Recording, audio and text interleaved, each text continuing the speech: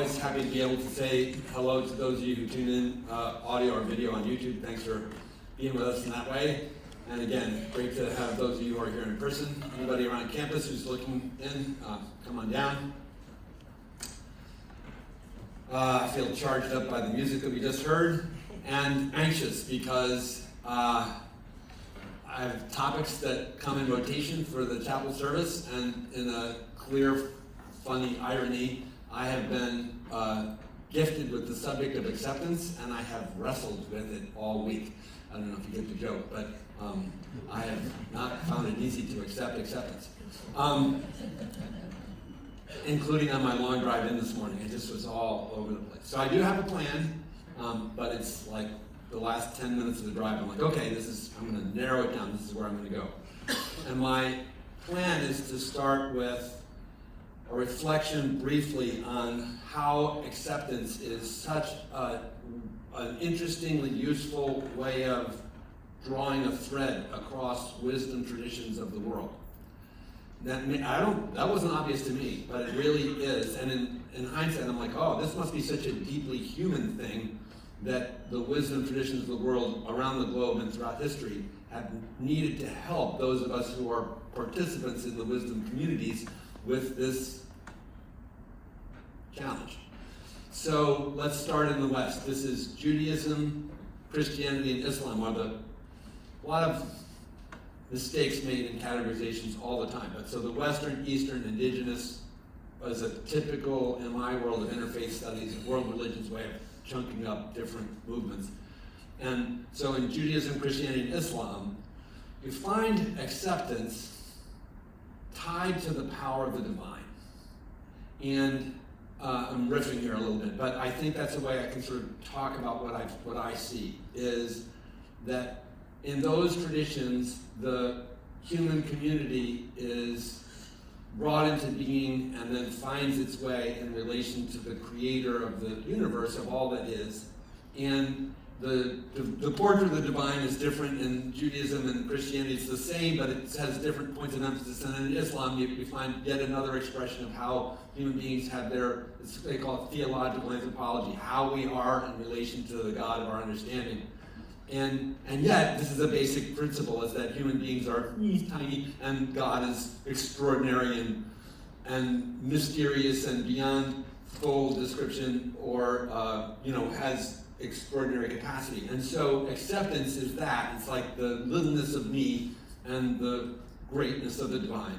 And I can either put myself in the care of this extraordinarily larger, bigger, more capable and more knowing and seeing and loving reality, or not. I can buck the system, right? I can wander off on my own. I can be rebellious. I can be sinful. I can be, anarchic. I can be, I can drift into chaos. And one of my great mentors had this 4-word sin, sickness, evil, and death. That was his those are the choices if I seek to reject God. It's sin, sickness, evil, and death. And there are those of us who are salivating because we're like drug addicts. And we're like, yes, that's what I used to love. And now I'm like trying to make this turn to, the righteousness of God, God's power for love over and against sin, sickness, evil, and death. It's a direct quote of my beloved mentor, Doug Meeks,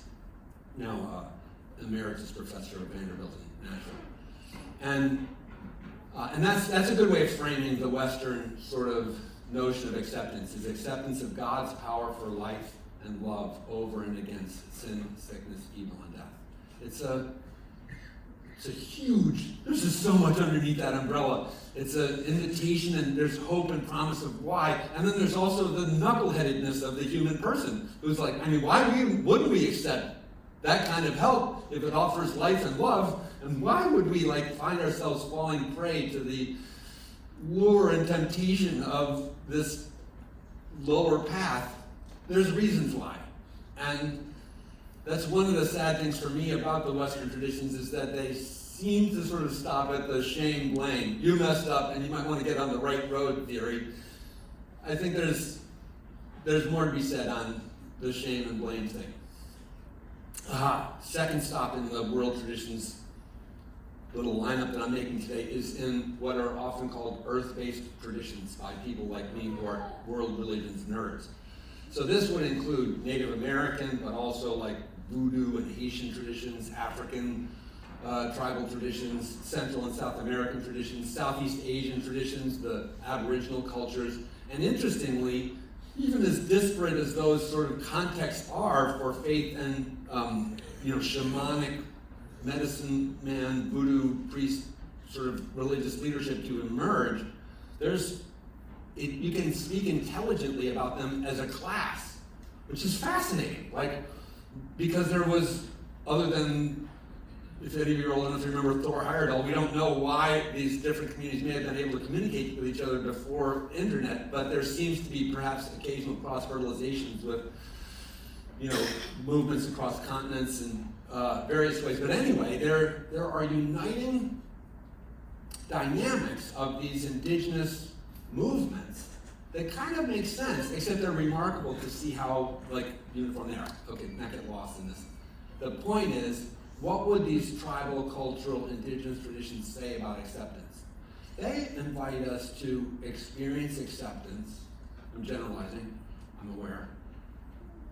As part of a world that has cycles and realities that are sacred in and of themselves, and they're so manifestly obvious that sun, moon, stars, spring, summer, fall, winter, night, day,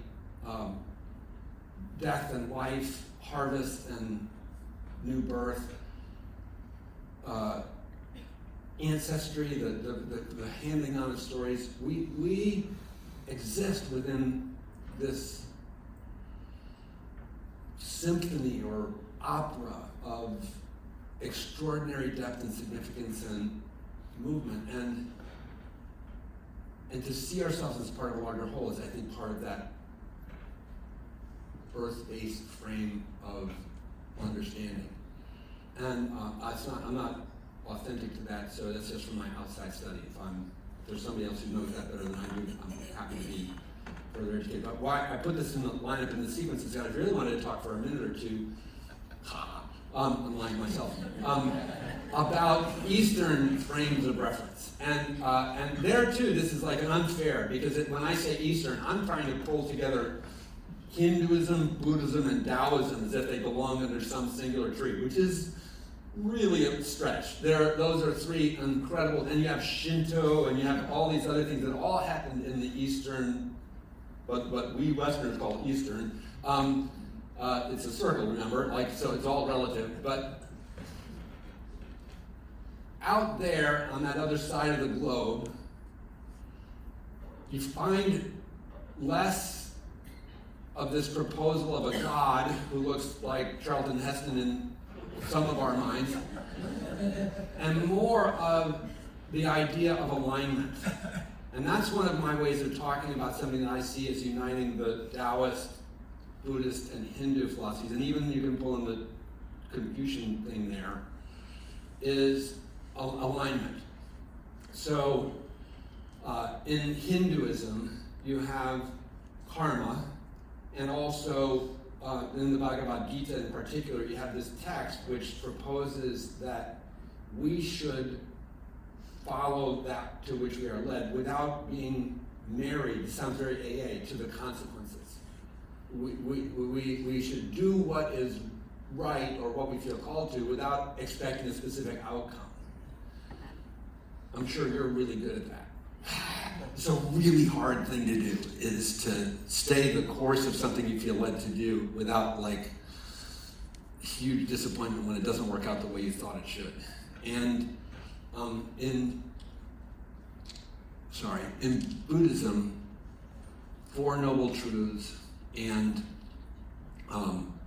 that teach about suffering as a reality, that the acceptance of the reality of suffering is part of it being less central in our lives. It has less governance over us, not because it per se goes away. It's a hard tradition to translate, but the more I spend time in it, the more I find it helpful. There's a woman named Tara Brach, who's one of the very popular American teachers of Buddhism. And Tara Brach published a book, I bet 20 years ago, called Radical Acceptance. And her teachings on acceptance, when I first got into Alcoholics Anonymous and Narcotics Anonymous, which was where I shipwrecked out of my active addiction, I found so much of what people said in these 12-step rooms to be weird and unpalatable. I identified as an atheist, and so the word God, God, God, there, like, I was like, oh no, I've landed in a cult.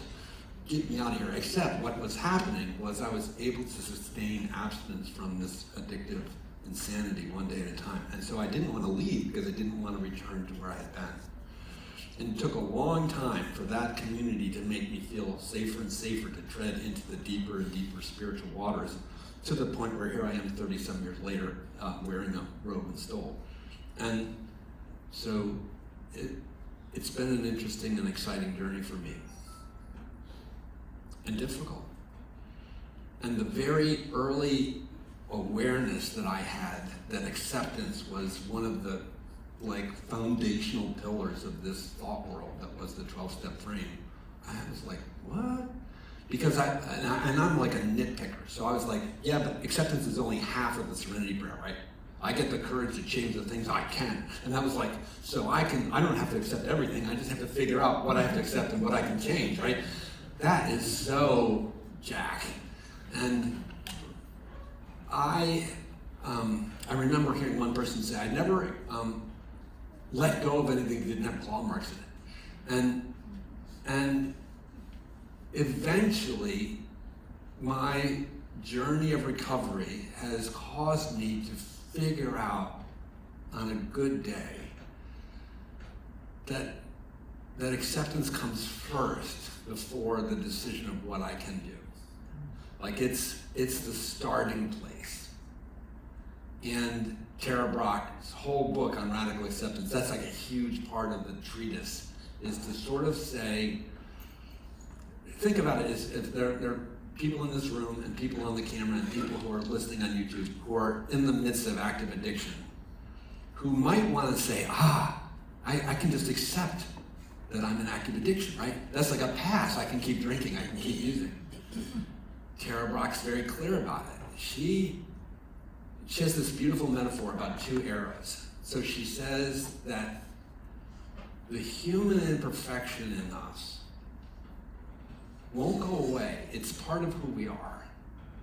And it may express itself in an addictive manifestation, or in a fit of anger, or in too many Cheetos, or whatever you might think of as something that you feel shame about. But the first arrow in her metaphor is the reality of this thing that we see as a defect, or a falling short, or an imperfection, or a place of challenge. And then the second arrow in her mind is the story we tell ourselves about that. Like the I suck story, the I'm such a loser, I'm never gonna get out of this, I can't. And instead, the Eastern turn to acceptance would be a turn to loving ourselves as imperfect beings on a journey where we can strive. It's a beautiful thing to strive. But even in our strivings, to be gentle and compassionate with ourselves. It's such a funny nuance, I swear. It's really hard to put in words, except I spent enough time thinking and studying about it, that now how I talk about it is very different than how you would have talked about it 20 years ago.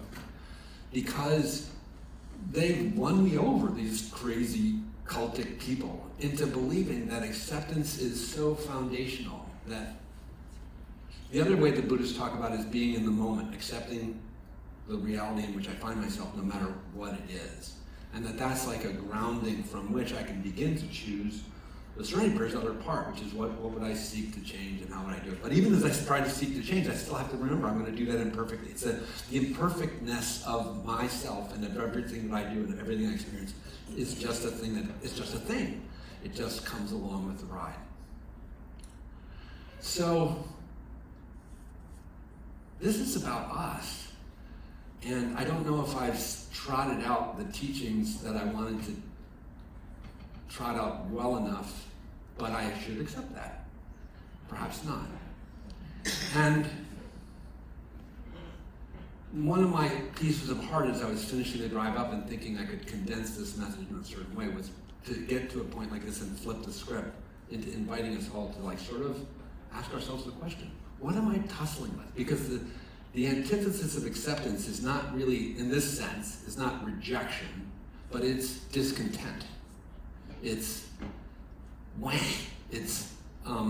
it's a fundamental unhappiness or discord, rather than a binary like yes, no. Because I can't shake the me that I'm not happy with, and I can't necessarily, step out of I can step into fantasy, but I cannot necessarily, and that's what I've come to realize is that when I'm not in acceptance, that's what I do. I live in a fantasy world. I tell myself that isn't really the way it is. And so then the awakening, there's the Buddhist thing like, wake up to the truth of where I am. Where am I? That's the right place to begin. It's the GPS metaphor I use sometimes is so important because the car cannot tell you where to go when you put the GPS in the little cradle until it figures out where you are and where you're pointing. So it has to know your location and actually has to know the orientation of the car. So even though I can say, go turn right, and you're looking like, no, turn right, it'll take me to a wall. Because as you start, finally the GPS gets the sense of the orientation of the vehicle, and then it begins to be able to, so the GPS cannot function until it knows place and vector. So, where are you? And what is it about where you are that rankles, that is the bitter pill you don't want to swallow, that is there are people in a few minutes who are going to mark 15 years of recovery in this room, which is amazing, but I guarantee you, if we could pull open the hood and look underneath, there's stuff they're still struggling with. This journey is an ongoing celebration of our imperfection. It is the journey of recovery is not bad to good. It's not wrong to right. It's not addict to, exemplary human being in some way of sort of simple, like, yep, he's got it right. I'm looking at a family that I know that I work with, and their son came here not long ago.